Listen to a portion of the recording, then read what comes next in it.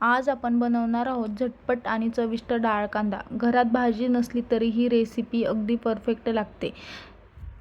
तुम्ही ही भाजी कशासोबतही खाऊ शकता. भात, भाकरी, पोळी. करायला एकदम सोपी आणि साधी, कमी साहित्यामध्ये तयार होतो हा डाळ कांदा.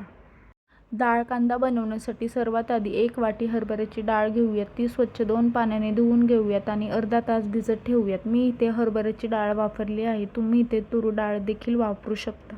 त्यानंतर 3-4 कांदे घेऊयात आणि कांद्याचे वरचे साल काढून घेऊयात आणि तो मीडियम साईजमध्ये कट करून घेऊयात. कांदा चिरत असताना कांदा जास्त मोठाही नाही आणि जास्त बारीकही नाही चिरायचा, मीडियम साईजमध्ये चिरून घेऊयात.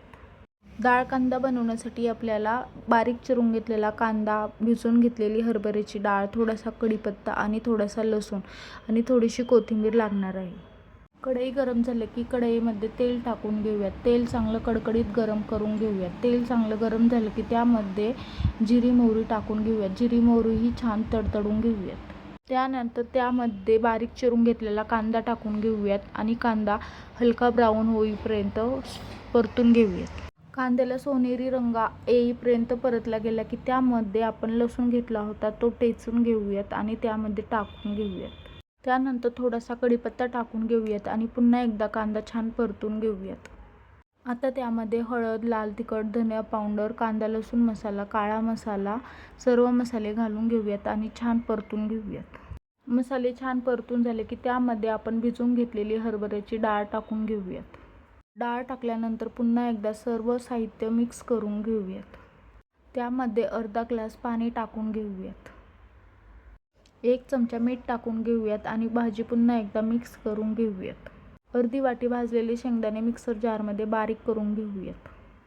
बारीक करून घेतलेला शेंगदाण्याचा कूट भाजीमध्ये टाकून घेऊयात आणि भाजी पुन्हा एकदा मिक्स करून घेऊ आणि 10 मिनिटांसाठी भाजी शिजवून घेऊयात. भाजी शिजली की त्यामध्ये वरून थोडीशी कोथिंबीर टाकून घेऊयात आणि भाजी पुन्हा एकदा मिक्स करून घेऊयात. कोथिंबीर टाकल्यानंतर भाजी पुन्हा एकदा मिक्स करून घेऊयात, जेणेकरून कोथिंबीर सर्व भाजीमध्ये मिक्स होऊन जाईल. तयार आहे आपला गरमागरम डाळ कांदा. ही रेसिपी करायला एकदम सोपी आणि साधी, कमी साहित्यामध्ये झटपट भाजी तयार होते. जर भाजीला काही नसेल तर असा डाळ कांदा ही रेसिपी नक्की ट्राय करा. खायला एकदम चविष्ट लागते.